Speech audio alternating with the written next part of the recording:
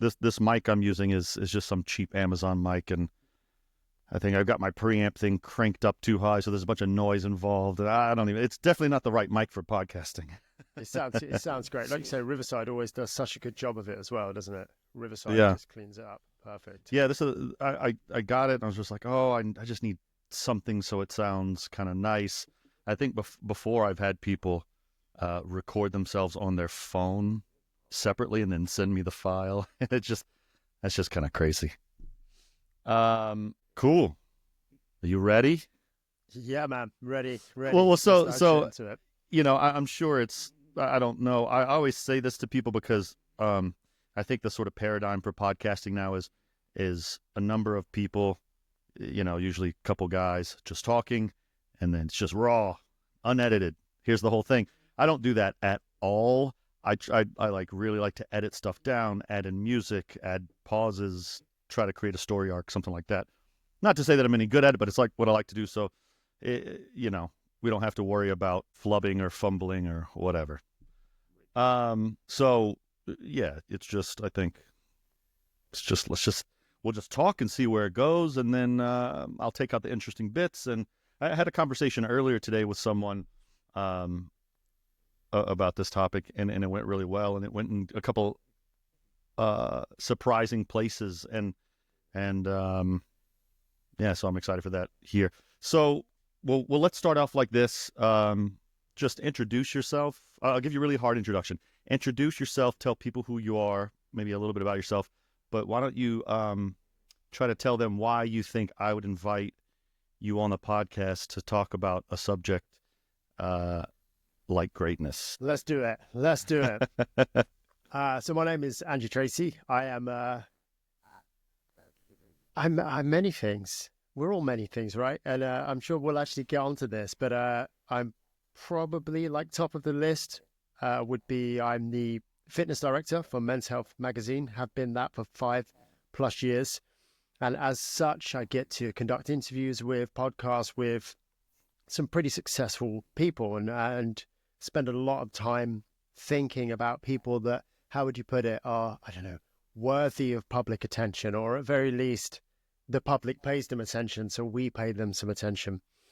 On top of that, and for me, I think that's probably the most relevant thing for you for this chat.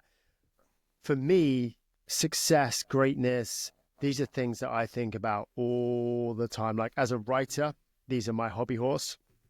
I've studied a few of the different therapy modalities, acceptance, commitment therapy, cognitive behavioral therapy, those sorts of things where these ideas of what is it to be successful? What is it to be great? What's greatness to you? We're sort of circling that same thing.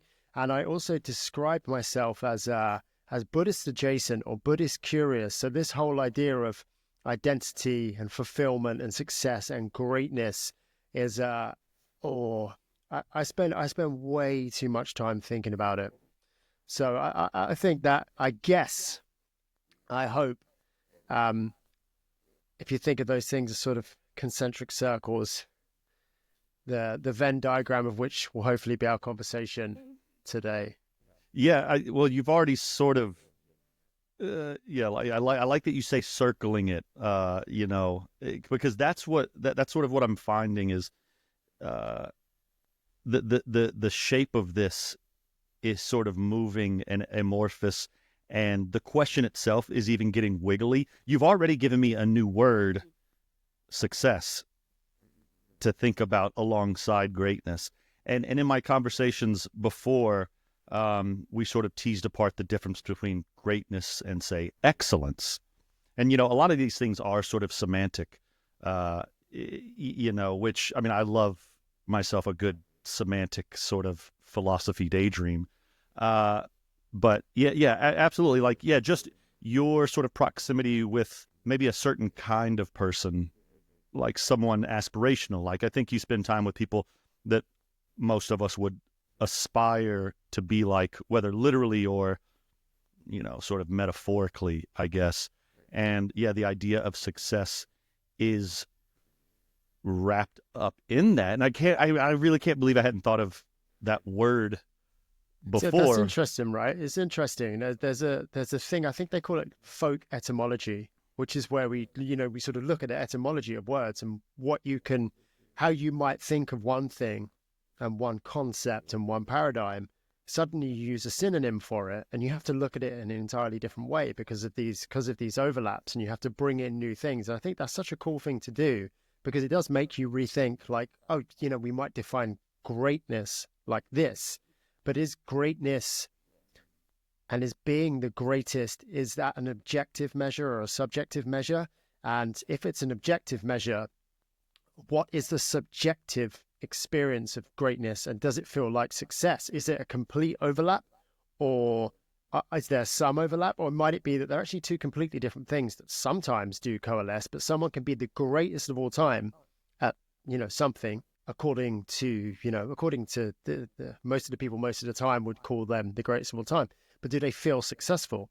And if they feel successful, or they would say they're successful, would we, if they were to describe their subjective experience or give us some clues as to what their subjective experience is through their actions in the world, would we then say, yeah, I don't think you're successful, or that's not the kind of success I want to feel? Like, maybe you are great, maybe you're the greatest, maybe you have all the hallmarks of success. If we were to make it just a tick box of societal success, or just circling back to something you said there, spending time with people that, yeah, we would probably from the outside looking in say, oh yeah, that's a successful person. That's a great person. They're great in their field. They're successful in their field.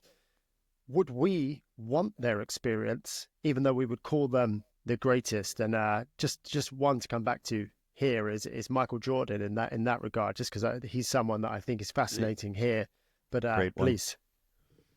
Well, just if let me sort of make sure I understand your sort of idea right. You're saying if greatness is something that we can loosely agree on is something we want, or a person wants. Maybe we don't all want it. I feel like these days everyone does want to be the greatest for some reason. It's I almost think it's a disease, and that might be a separate conversation.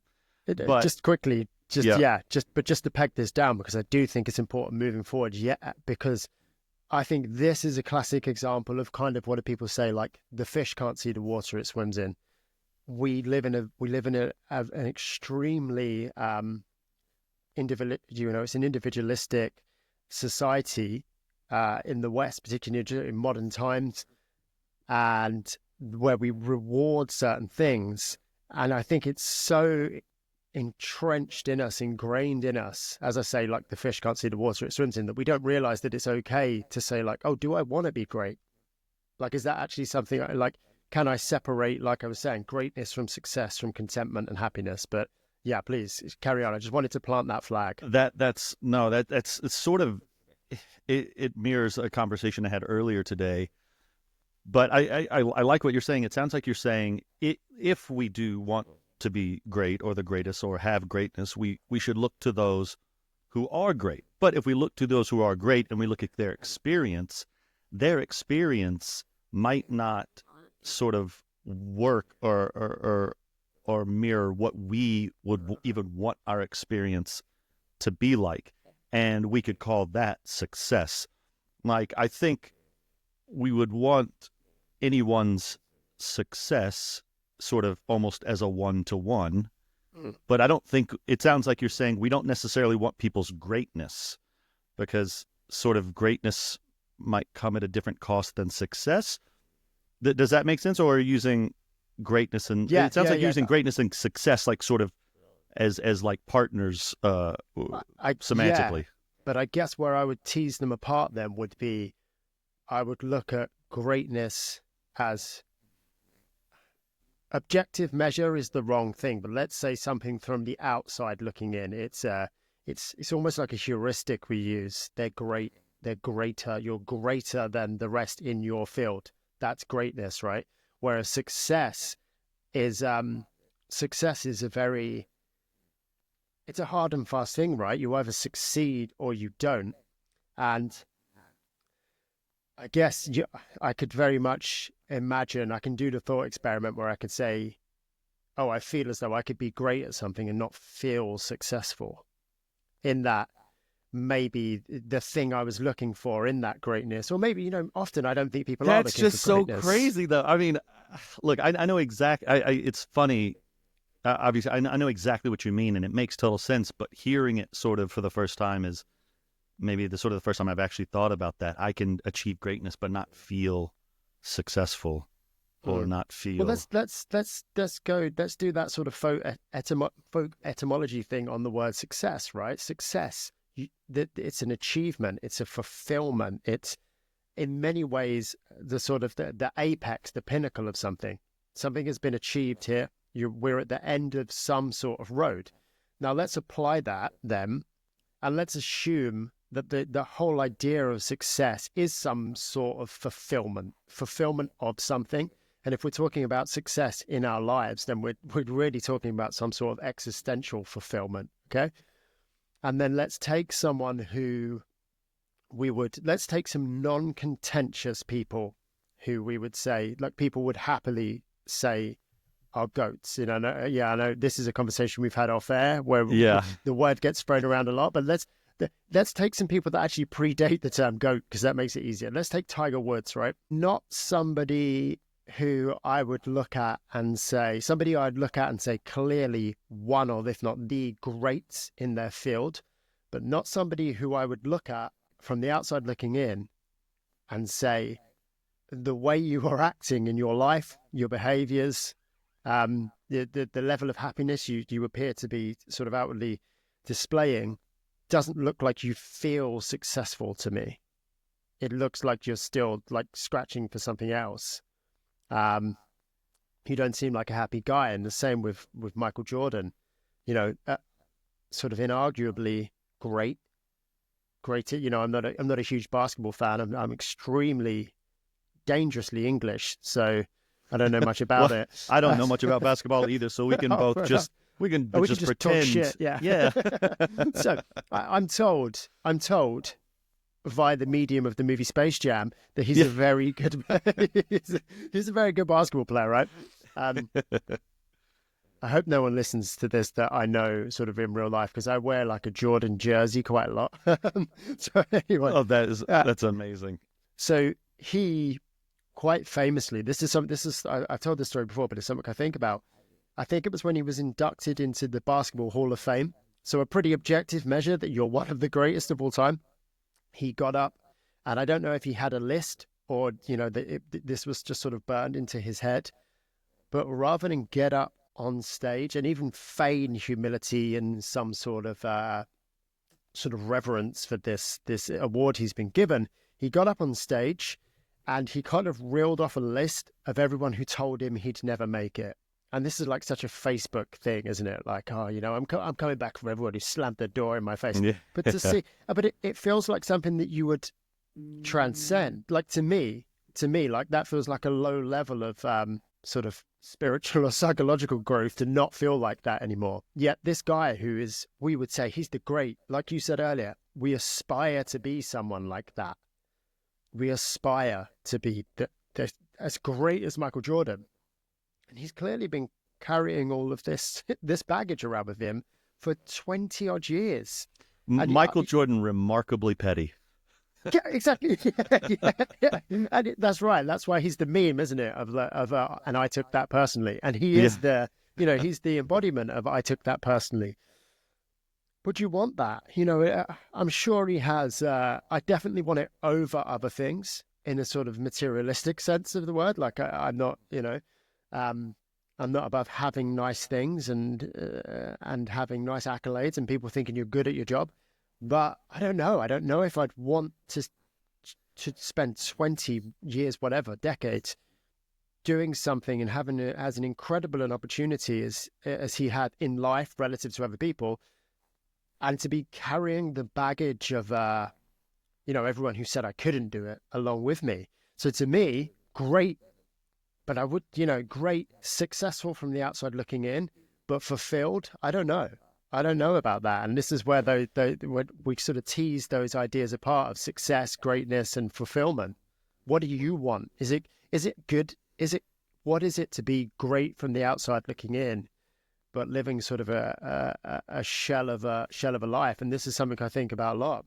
Well, Andrew, I've never really thought about what I really want. I just look at the internet. It tells me what I want, Yeah, exactly and that. Yeah, we've and this is crowdsourced our goals. yeah, exactly. And this is really great because the conversations I've had sort of spanned a couple different sort of areas of thought, and this one seems to be sort of melding them all together. And it feels like the question is almost changing. Like, look, I've got a list of things over here that I've been thinking about. How do you become great? Like, what is greatness? Well, you need to be vulnerable in a certain way, which means you need to put yourself in like a hard situation where you could potentially fail. You need to have belief in yourself, or at least not have the belief that you can fail. I in the days that I did listen to pay attention to Alex Hormozy, I think he would say all like great CEOs have a few things in common. One is that they have something to prove, and the other is that they're incredibly insecure. So that kind of goes to your Michael Jordan thing. But right now, and this is how I know it's a good conversation, I'm having a brand new thought, which is, do I even want greatness? Do I even want, like, is that something I even want? Because something I was talking about previously was greatness does come at a cost. The things that you objectively have to do to, say, achieve something in business or something in art or something in a sport necessarily come at the cost, usually of a time commitment or a geographic sort of location. That's sort of like a commitment. You're necessarily spending less time with people. You're necessarily thinking about things other than your craft. So it's almost like building a video game character, which I don't play video games either, but I know like you've got little stats, and if you raise the stamina stat, you're going to lose a little bit of the strength stat, and then Yeah. and so I think thinking about like if I think about this video game character sort of analogy, I could be the greatest character of all time in terms of strength, but my stamina shit, my agility is trash, my speed is horrible. So it seems like it's really easy to sort of look at this peak thing because it stands out, and then forget about all the other stuff. So I think you ask a great question: do I even want that? And now that's why. Yeah, like I don't know, like why is that? I mean, I guess I'm not even asking you. I'm just sort of saying out loud, why is that we want that so bad? I'm guilty of saying it myself. After I won World's Strongest Man in 2019, I was interviewed and asked, like, what do you want to achieve in the sport? And I said, well, I want to be the greatest lightweight. I went for it. I said, I want to be the greatest lightweight that there is and that there was. So I was thinking about the future. I was like, I want to win more titles than anyone. And at the end of it, I want people to be like, there's no doubt that Tommy The was undisputed. undisputed. Yeah. And, I never won another title after that. I got second twice. I missed it by a point. Like all these things sort of happen. And then you start to think about like, I had an existential crisis for a while. I was thinking, is that something I really wanted? Or was that something I said? Because if it's something I really wanted, then I have to take a hard look at myself and look at what I wasn't willing to give up in order to achieve it, right? Like clearly I made a compromise somewhere.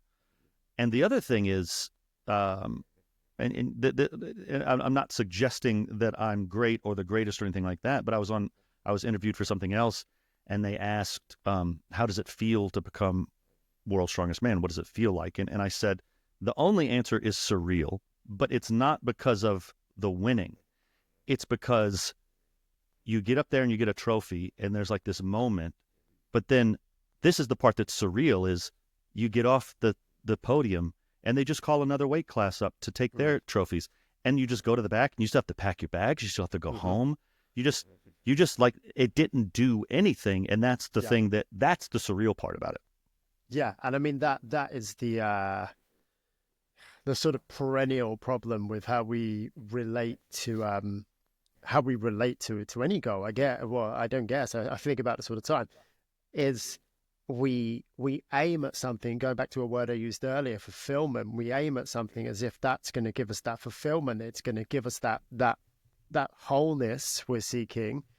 And then you do it and nothing has changed other than the fact you did it. And for some people, there is an afterglow of that, and maybe depending on the again. Also, I want to make it really clear that I'm not saying that greatness automatically equals some sort of like existential crisis or sadness. What I'm saying is I don't think greatness equals happiness. Just to sort of nail that down there. But yeah, that's the thing, right? That hollow feeling of, oh, I thought this was going to give me everything, and here I am, with my ass out in the shower again, and nothing's changed.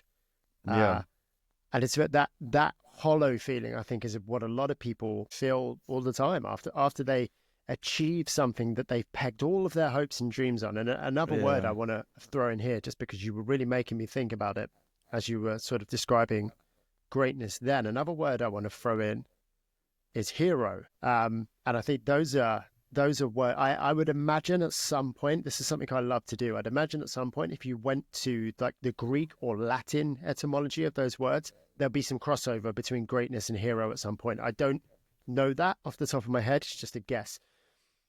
Hero.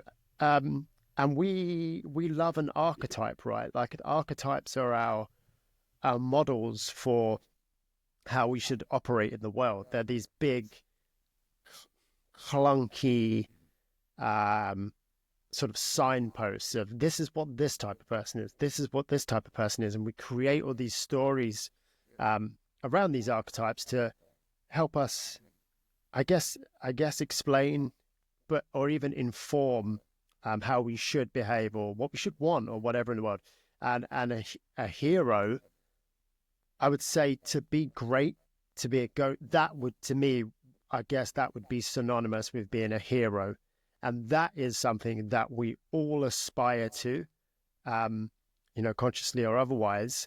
And especially in the West, heroic individual acts are highly praised. Like, we love the lone wolf. We love like Yeah. this idea that you as an individual can go out into the world by yourself and become the greatest of all time. Is a big deal. And I think that's what we do with these people that we call greats. What we actually mean, I think what we mean when we use the word goat is the word hero. They're a hero. They're what's the phrase? It's like, fame is the perfume of heroic deeds. It's like a really, it's a really Ooh, really I like ancient that. Greek, I think. And that's what we aspire to, right? We aspire to these heroic feats. And what you said that made me think of it was when you were describing this kind of idea of sacrifice, this kind of idea of putting yourself out there, of risk. All of these things you're describing are heroism. It's how we describe a hero. And I think that's a big part of when we make someone the greatest, is they're not just good at something. They're not just objectively good. Like, they have this archetypical story around them, whether it's true or not, and whether we even kind of know the details of their life, that raises them so far above the competition. And this is something we see, I guess, in people that we would call goats, that actually it is disputable whether or not they were even the greatest in their sport, right? There's other people around different time periods or even around the same time period who are as good, if not better. But for some reason, and I mean, in this day and age, you could just put it down to like having a good social media manager, right? But for some reason, Yeah. they're the ones that make it.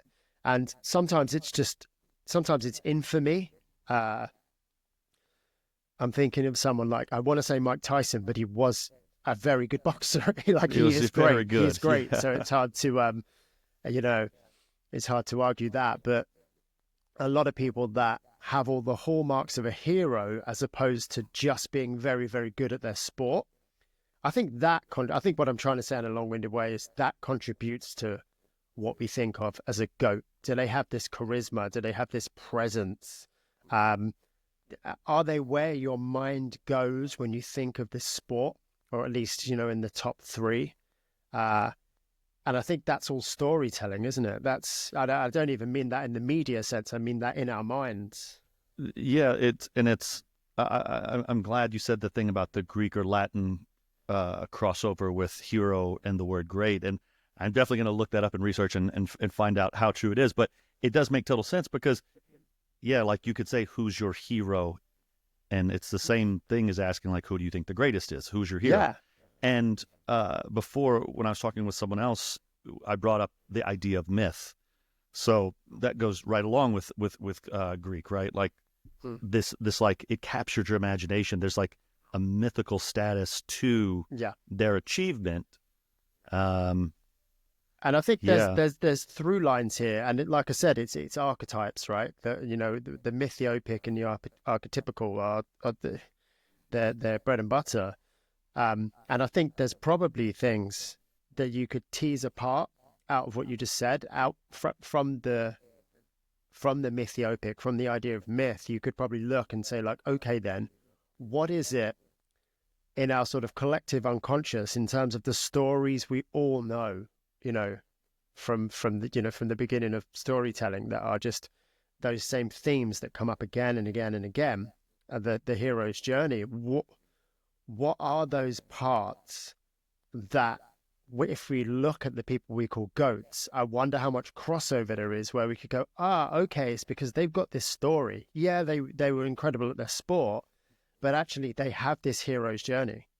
And someone like there are certainly lots off the top of my head, the people we've spoken about already: Michael Jordan, Tiger Woods, Mike Tyson. They've all got elements of that, and you don't actually have to know that much about them to be aware that they're people who came from nothing, and they had maybe they had a chance encounter. If you look at Mike Tyson, aside from all of the heinous bad shit he's done, is the kind of the epitome of the hero's journey. He had this call to action. He met Customato, and that sort of meeting.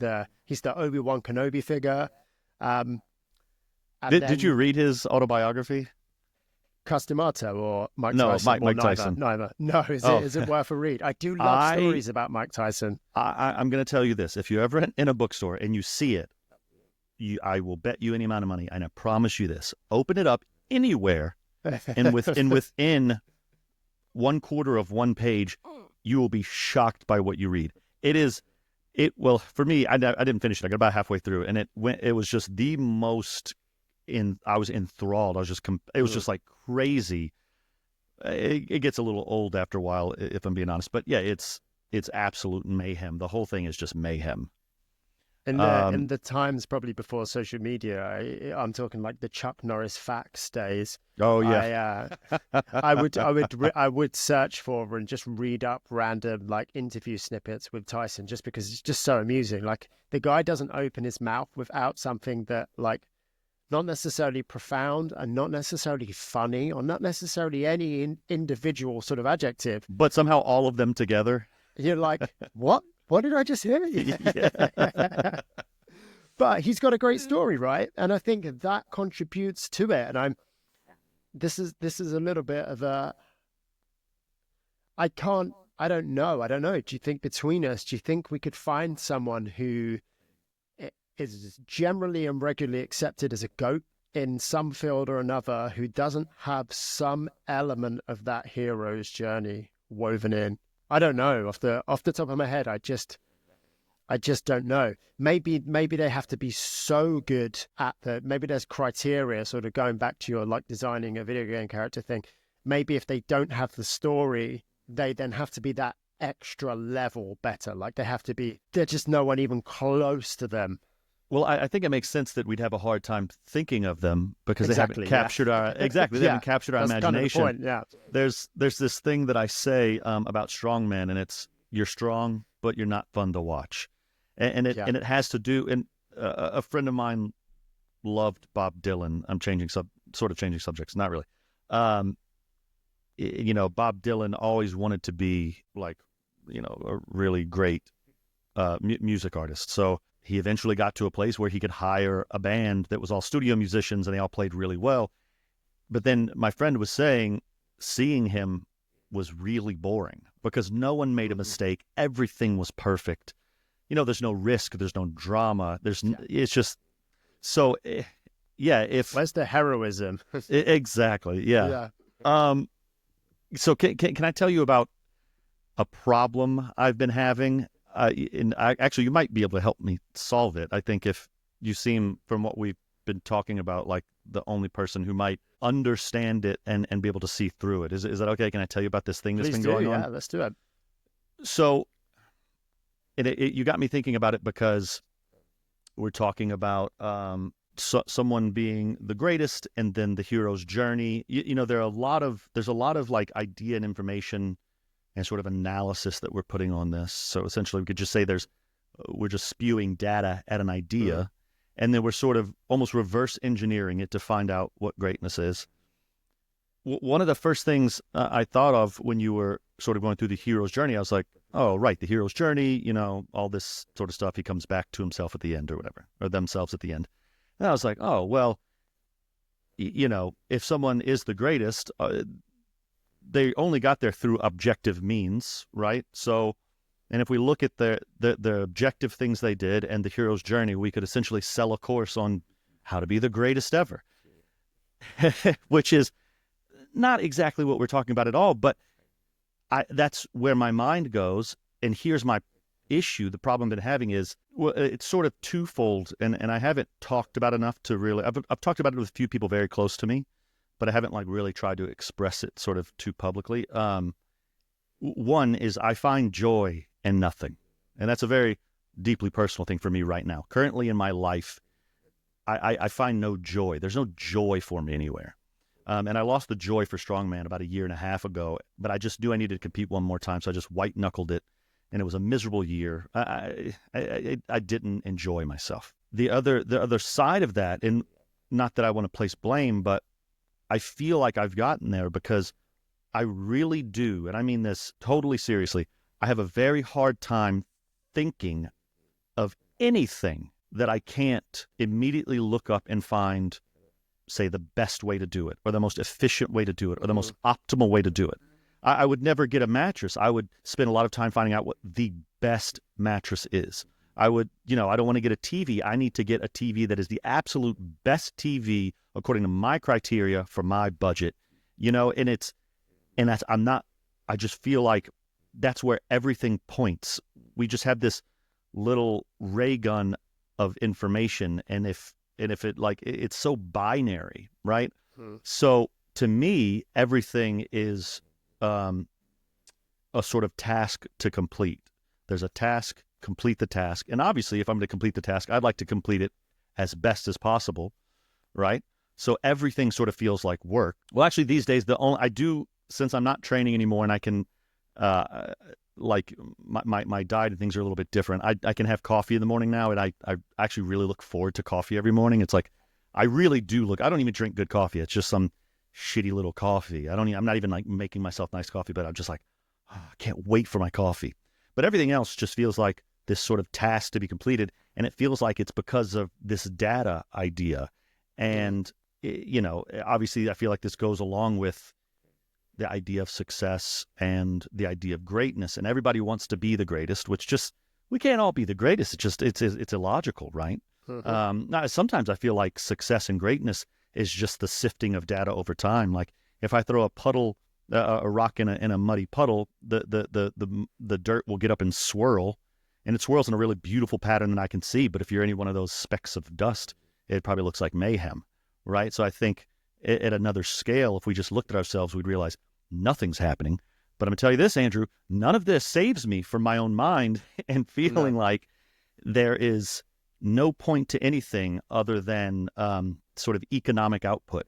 And even like, I said something about this on my Instagram story the other day. I was saying it's so many people, not everyone, so many people in strongman do one competition or one high level competition and immediately want to start giving information. This is how you do this event. This is where you put your hands on a yoke. This is how you take your first step on a farmer's walk. This is how you train for this. And it's just like this information deluge. But I think they do it because social media rewards information as engagement. Yes. But then that's a weird feedback loop, because I think we think we're doing this for economic output, like, oh, I'm going to start making money from this somehow. But it is an act that only services itself. It has nothing to do with whether or not we really want to do it. At least for me, I can't speak for anyone else, but I do feel like there's so many things that I someone like asked me like, what do you enjoy or something? I honestly don't know. Like, I didn't do strongman because I'm like, oh, this is so much fun. From the very day I started it, I said to this coach during a trial session, I want to win a competition.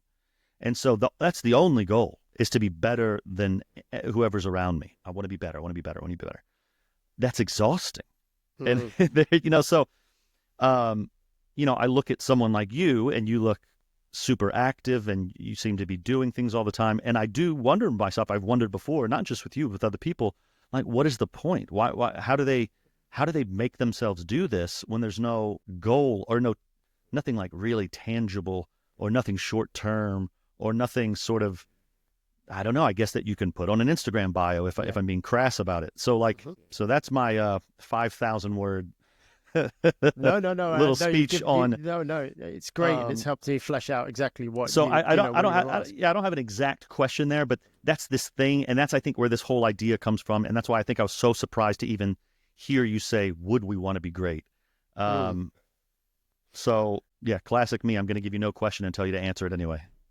So first thing, I want to circle back really early on before I lose this to something you said right at the beginning, which was this idea of if we metricize everything, if we count everything, we sort of backwards engineer what greatness is. Yes, we could sell a course on it, right?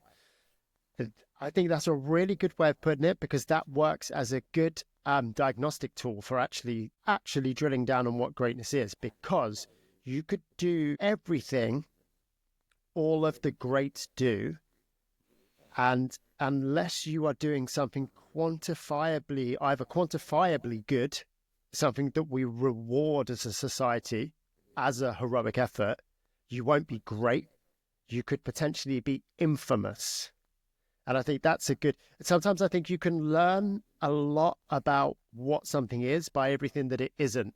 It's like, I think it's called via negativa. It's like figuring out what something is by what it isn't. So you could look at greatness and you could say, okay, let's pull out all these parts of greatness, and let's see where else they apply that isn't greatness. And then whatever's left, the thing that can't be put anywhere else, that must be the kind of ingredient X. And I don't know what that is. My guess would be right now in this field, it would be like, because nobody wants to be the best at, there's a lot of horrific things you could go out and nobody calls Hitler the greatest, right? Yeah. he's Oh, very, he's very yeah, well known. He's a yeah, no, I don't mean to make light of this, but sure. obviously like prolific, infamous, like terrible, terrible, terrible in the real sort of the real At, at sense of the at word, the peak of terrible. a data chart, like if we're looking at a At the graph, peak he'd of be a at a data peak. chart, Yeah, yeah, yeah, no question of a doubt, yeah. But we don't talk about the greatest dictators of all time, do we? We talk about the worst. We talk about the most horrific. So maybe there's a certain moral judgment there. There's a moral argument to be made there.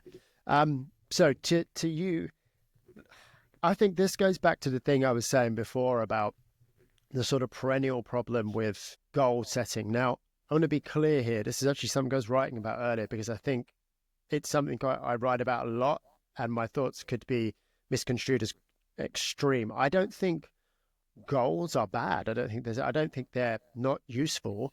I think, like anything else, nothing in the universe exists unless it's in relation to something else. Like nothing exists outside of relation to anything else. It's how we relate to things that make the things. It's how we look at things, and it's our point of view. So I don't think there's anything wrong with saying, I want to be the best X, I want to win a competition, blah, blah, blah. It's how we relate to that. It's kind of what losing means to us. And I always think it's kind of funny. Um, it's kind of funny, but it's kind of very predictable in our, sort of late stage capitalist, hyper, and especially with social media, like hyper, sort of, how can I put it? Like the egoic rewards that are available at any juncture are huge. Uh, we can find them very easily. You don't necessarily have to do anything to go out and difficult to get them, which sounds like it should be a good thing, but is a bad thing, because then you need more, more, more, more, more. In our society, we praise what we would call a winner's mindset. That's seen as like a positive thing, right? That's a winner's mindset. I've got a winner's mindset. When again, if we actually look at what that is and what it isn't, to say you have a winner's mindset kind of sets you up for a very high, very real and very high risk of discontentment. Like if winning is, really, really it, if winning is it, if it's the pinnacle, if it's all that you will allow yourself to believe will bring you fulfillment, will bring you wholeness, you're on a very, it's a tightrope walk. Or it's not even like you have to be the best at whatever you're doing. You've given success a very slim set of criteria. And for me, trying to answer your sort of predicament as best I can, broadening our criteria for success is the quickest way to find joy. The more we streamline it, the less likely we are to hit it. We're just narrowing the bullseye, right? And is there a more narrow bullseye than just saying winning? The very binary objective, winning. I'm going to find something to win at because I have a winner's mindset.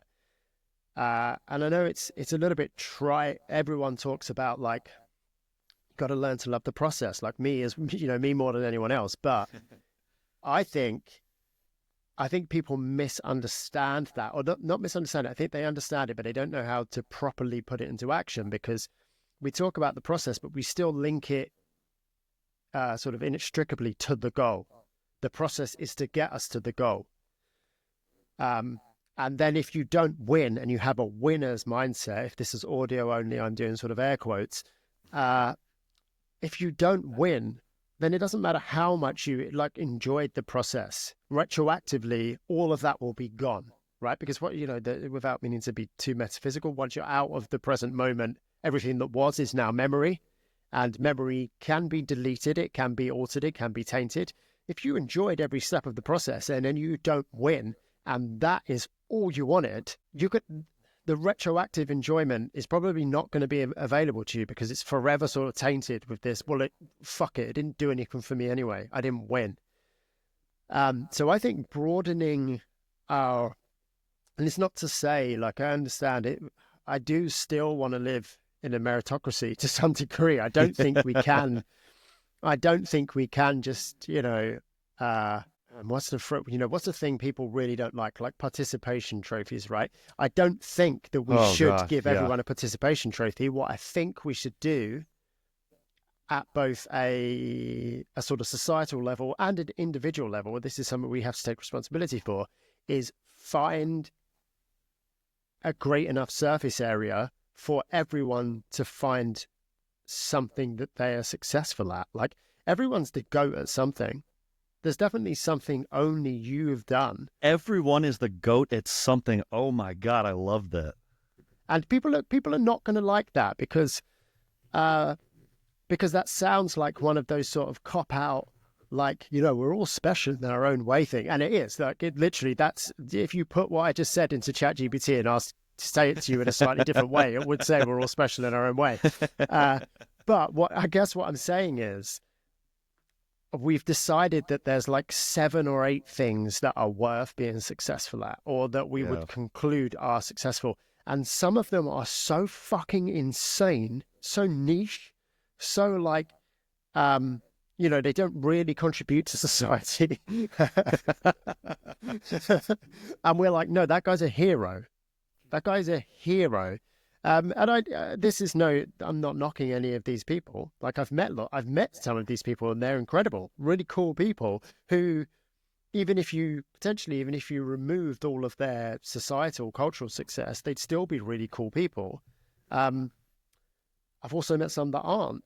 And it's like, if we define success very narrowly as here's 10 things, and if you're not the best at them, then that's not objective. And by objective, I mean from the outside looking in, success.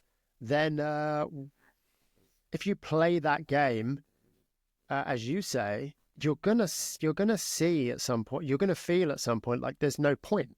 If you set yourself up with a winner's mindset and for whatever reason, your life at some juncture isn't conducive to winning at any of those things that you've put a lot of merit on, how's that going to feel? You know, it's not going to feel great. Whereas if, I guess, it's so, I'm trying my best to sort of walk circles around saying anything that's just like a massive platitude. Like if you, I actually really do appreciate that. I told someone the other day that they just gave me a little trite aphorism, and he's like, didn't know what that was, had to look it up. Every time I looked it up, it was even worse. Fuck you. it's hard. It's hard because Yeah. it's hard because some things are just little aphorisms, little platitudes that make you roll your eyes. But then you're like, well, it's not true, is it? It's not it's not true that if you what's the expression? Like if you actually, this is a great example because you've just said it. If you can't be happy with your coffee in the morning at home, you're not going to be happy with your coffee in the morning on a yacht. And that's just a platitude. That's something that, Yeah. someone's mum is going to post on Facebook. But it's not to say there isn't truth in it. And circling all the way back, I mean, do you think Michael Jordan was happy by your definition of happiness when he got on that stage and he was like, hold on, I'm still thinking about this like high school basketball coach I had? Because I don't think he can really be happy if he's carrying that along with him. Yet it's a great Well, example of be careful what you wish for. well, I'm imagining him getting on stage, and you said, was he happy? And I'm sitting here with this romantic idea, like it doesn't matter if he was happy. He had no other choice. He was driven, and he had to Yeah. succeed in this one task. And it's like you said, yeah, we've, why do I think that? And I think, Yeah. Isn't that insane? well, what you said about Yeah, isn't greatness, that I insane? don't know if you meant to say this because I took down some notes, but um, what you said, it sounds like what you're saying is greatness, and there's a psychological um, effect. It's not the gambler's fallacy. Well, that's a fallacy, a logical fallacy, but there's something about we detest loss more than we like. Yeah. Like I'd rather Like winning. Yeah. I'd rather I'd rather or it's worse to like whatever lose a certain amount of money than to win Yeah. It's a an sunk cost fallacy. well that's what I'm thinking of, something different, not the sunk cost fallacy, just that like we're more averse to loss than we are attracted to gain, or something like that. Like Yeah. I just Well, really don't that's want a to really lose. obvious, if you think of that on a sort of biological, psychological grounding, that makes sense because the cost of winning, like on a on an evolutionary level, the cost of winning, the cost of losing, which should, evolutionarily outweigh the cost of winning, just in the sense of the cost of losing to us biologically is dying. Yeah, And whereas the cost of winning is just surviving a little bit more. some like So extra it's fruit in our all, basket or something. yeah, Yeah, or yeah, reproduction, all these things that we're geared to do. But if you think about us on a very biological level, what fear, anxiety, all of these sort of nervous system reactions are to things that are going to kill you.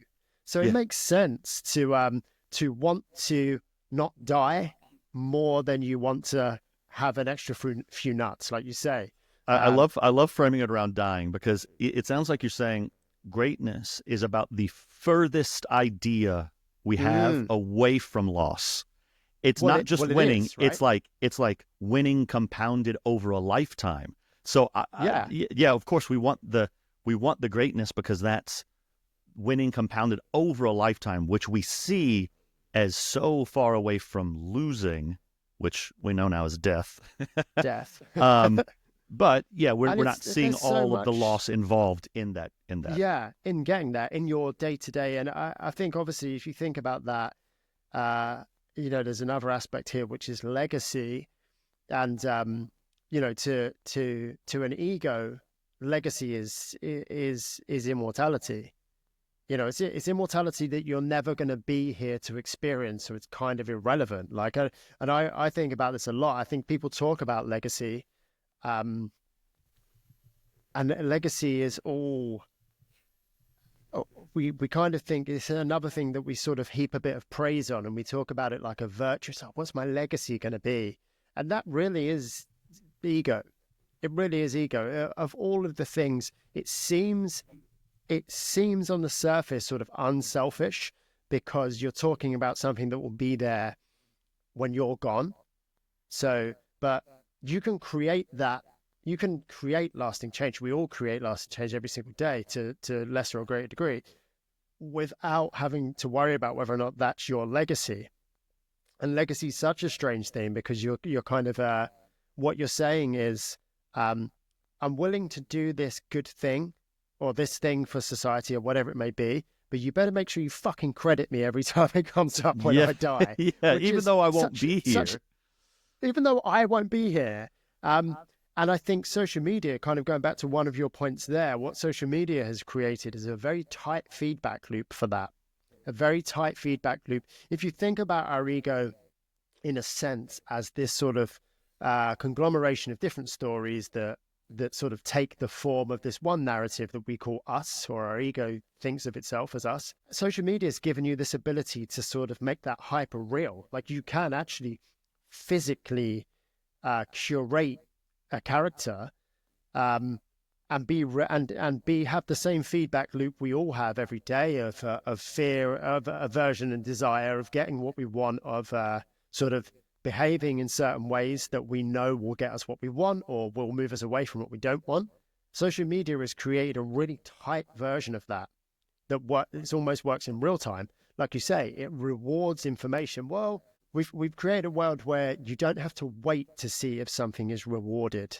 The feedback is there immediately. We have an algorithm that will tell you how to be rewarded, which we have in real life, but it's on this much bigger, this much bigger playing field of the world.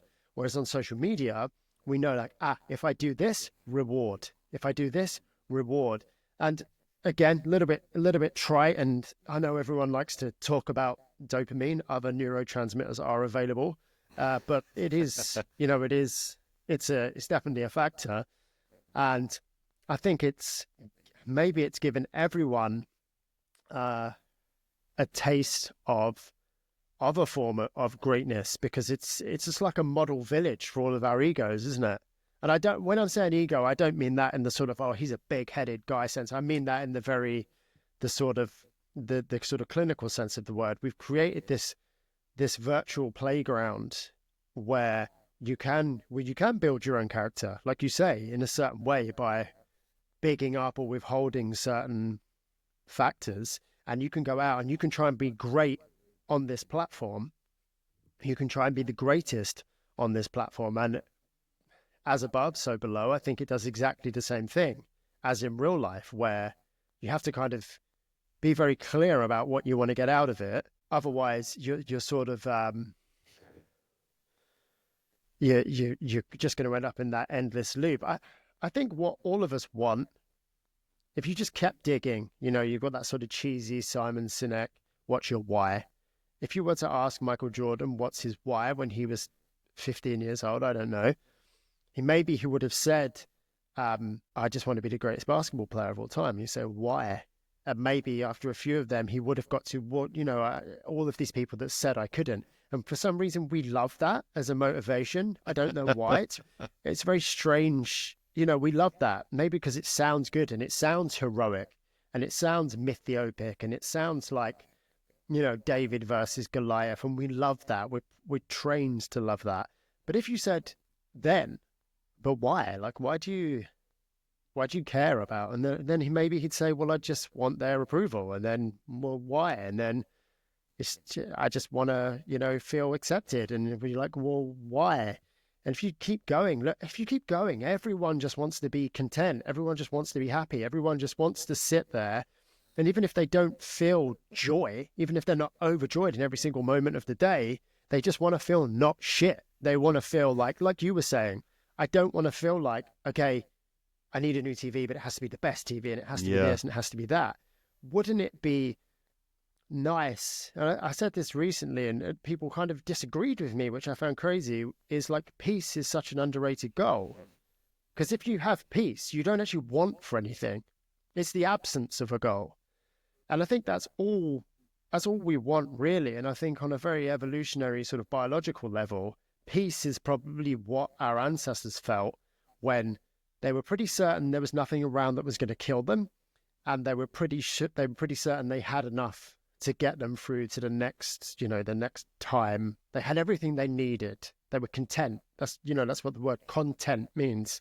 They were fulfilled. Wouldn't it be nice to feel that? It'd be nice just to feel like, oh, I don't want anything. Who would? I think it's crazy. People would disagree with that, except that to agree with it, you'd have to recognize that you yourself don't feel peace. Exactly right? that. Yeah, exactly that. Because actually, in the argument against it, you end up sort of arguing for it. In that the only way to argue against it is I want. Yeah. And you're like, yeah, but peace would mean you didn't want any of those things. And there's obvious this, people say, oh, it's just sort of position of privilege to say things like that. I'm not including basic biological needs, because safety is a component of peace. Safety is the first component of peace, making sure that you're safe. I tell you what isn't a component of peace is, making sure you've got the most Instagram followers. Honestly. Because this is where I'm trying to land this somewhere now. This is where I think the word greatest as a subjective, being a GOAT as a subjective feeling comes a little bit unstuck, because it's, like you say, there's always going to be further to go. If you want to be the greatest, if you want to be the greatest of all time, not only have you got to ensure that you're the greatest of your time, you're the greatest of anyone who's ever been. Maybe that's doable. Maybe that is doable. But here's the tricky part. You've got to make sure you will always be the greatest, because there's that all, of all time. And that's an infinite game. How do you do that? How do you ensure that no one is ever going to be better than you? Well, you've just got to keep getting better and better and better and better. And that sounds like a noble goal. That sounds it sounds similar. It sounds, sort of locked in with just be the best you can be. But you're not trying to be the best you can be. You're trying to be better than anyone who will ever come after you. And that sounds very tiresome to me. And I think if you can get that, if you can get really grok that that's what you're striving for in your own head, you're like, no, I want, like you said, I want to be the undisputed, best under 8 kg strongman that's ever lived.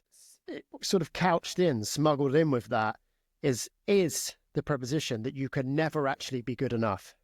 You can never sell. You can never take your foot off the gas, because, the minute you do, and I know people like to say, I make sure I'm always working harder than the other guy. Well, that actually does make sense in a competition. That really does make sense, Yeah. right? But if you're working, then if subconsciously you are trying to work harder than, or you're never going to be satisfied or feel successful until you've worked harder than anyone who can ever exist. Well, then you can never know. With that. Yeah, you can never. That's exactly you can never that. know. You can never do it. You never. Yeah. Yeah. So you're saying the kind of the subconscious premise is leave no doubt. Greatest of all time. There's no doubt. Not just undisputed, undisputable for all time. You're setting yourself up against something that is unknown and unknowable. Well, yeah. There's no. It's like the universe. There's everywhere is the center and nowhere is the exterior. And if there's no point of reference, then that sounds very disorienting. when you sort of put it like that, I almost felt sort of dizzy. I was thinking like, oh yeah, I guess it's very disorienting. It's right? very yeah, like a mathematical sort of problem. Infinity into perspective. Yeah. There's a concept in early Buddhism called hungry ghosts, and they're based their beings. It's a metaphor, obviously, but they're beings who have an insatiable appetite, but they have a very small throat. They have a very small, right. So they can never eat enough to sort of sate their appetite. That's their curse, and it's a metaphor for us, for people. But I think if you're saying, trying to tie it back to a couple of things I've said already, if you're saying I want to be the greatest of all time, that's your appetite. And if you're saying, I want to do it through this very sort of eye of a needle set of criteria, I want to be the greatest under 80 kilo. I mean, that's getting really fucking small, that criteria, man. Yeah. The greatest under 80 kilo strongman who's ever lived. You know, the criteria is the size of your mouth, the size of your neck, the amount you can eat, and your appetite is the size of the goal. And you could never possibly feed that. I think it's okay for us to look at someone and say, oh yeah, they're the greatest of all time. But I don't think it's a very healthy aim. You're giving me a lot to think about, Andrew. I hope it's coherent. It was incredibly coherent. I think a lot of things tied together. You really did give me a lot to think about. And my impulse is to always understand and regurgitate. But I want to sit on this and think for a while, because I think there are a few things that I think I've figured out. Not least of which is that I need to figure some things out. I think, Tommy, you have many times, opportunities in every day. I'm talking to you, specifically personally here, to have that cup of coffee. There's many, you have found in that cup of coffee the sort of, the profane in the mundane, the sort of awesome in the everyday. And I think it's worth really, pun unintended, drinking that in and seeing where you can find that in the rest of your day. And you do have to find it. Like every now and again, it whacks you over the head, probably like it did with that coffee. And it maybe only took once. Maybe it only took once to go like, you know what, this is awesome. There's something in you that recognizes how actually incredible it is to get out of bed in the morning and be here, to be in this, maybe on one level, maybe it's in this position where you could just get out of bed and have a coffee. Like how amazing it is to be, in the top 1% of safest people who have ever lived on earth, all of this stuff, maybe subconsciously, or maybe at a deeper level, it's like, wow, the fact that there is anything is pretty amazing. And I think you have to seek that out. And when you do find it in everyday experiences, you have to steep it in. Because going back to something we said earlier about why it makes sense that we don't want to lose far more than we want to win. We all have a negativity bias. And being the greatest is as far away as you can get from the negativity bias, right? It's the ultimate positive. So we're geared to find the negative. Because like I said, it makes sense. The guy who mistakes the rope for the snake survives. The guy who mistakes the snake for a rope dies. So it makes sense that we see the negative. And so you have to program yourself. And again, very cheesy, but you have to program yourself to be like, this is fucking awesome. Like, how good is this here? How good is this at my gym? That sounds like work. Sounds like more work. Well, do you know what? Do you know what's a lot of work though? Do you know what's so much work is like carrying the burden. Of your own negativity, right? And I know there's no simple solution to it, but it is. I guess there will be work, regardless. Yes. So you can choose your work. You choose it, right? Yeah, you choose the work of like looking for the positive or carrying the negative. Does that make sense? Yeah, I guess. No, absolutely. In a way. Yeah, it does. Yeah, it's hard because it's gone. Well, and I was just thinking mathematically, positive or negative. Like if you do nothing, you do work, but if you do something, it is work. And the doing something, for some reason, feels like more work, even though you're right. The inner turmoil, 24 hours a day, that's a lot of work. That's a lot of work. It's a burden. Yeah. It's a big burden. Yeah. It's a burden, and it degrades, and sometimes seeing the positive in things is as simple but not easy as letting go of the negative, letting go of the idea of, we ruin our lives. The part we play in our own suffering is massive sometimes, just because we get something good and then we want to keep it, or we want to spoil it by thinking about it. And yeah, probably wildly off topic, but like I say, I think you probably have 100 opportunities a day to have that cup of coffee. But yeah, it's work. You got to work for it. You got to find it. And I don't think in my life I've ever met anybody who has nailed that. And I'm talking about people who are incredibly successful, great in their field. They have all of the societal successes, as well as people who are incredibly, what we would call spiritually accomplished or psychologically accomplished. I don't think I've ever met anybody who always sees the good and is has a very impressive ability to consistently not let the bad stick to them. So I do think it's work. I certainly haven't nailed it, but I do think if there's a job worth doing, it's making your everyday better. I think that's way worth doing than being the best at anything in the world. It's just being the best at having good days. Love that. I mean, yeah, my mind is overwhelmed right now. No, not in any sort of way, but just I know you need to get off this call, so I'm like making myself not say anything because I know I have so much to think and say, but I have plenty of opportunities to do that. So thank you, Andrew, so much. I really appreciate you coming on and just talking about all this sort of stuff with me. This is my favorite thing in the world to do. Yeah, this is I never come away from a conversation not buzzing. Like I think connection is a risk of just talking for another 10 minutes. Like connection is another one of those things that takes work, but is worth doing every single time. Like a simple conversation, I think, is one of those cups of coffee.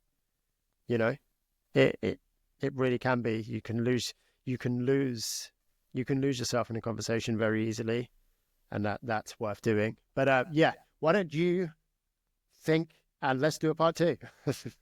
Yeah, I think we might have Yeah. to because I think the question has changed for me. I think yeah. Let's do it then. Let's change definitions. Let's change questions, and let's go again. Cool. All right. Thank you so much, Andrew. Cheers, dude.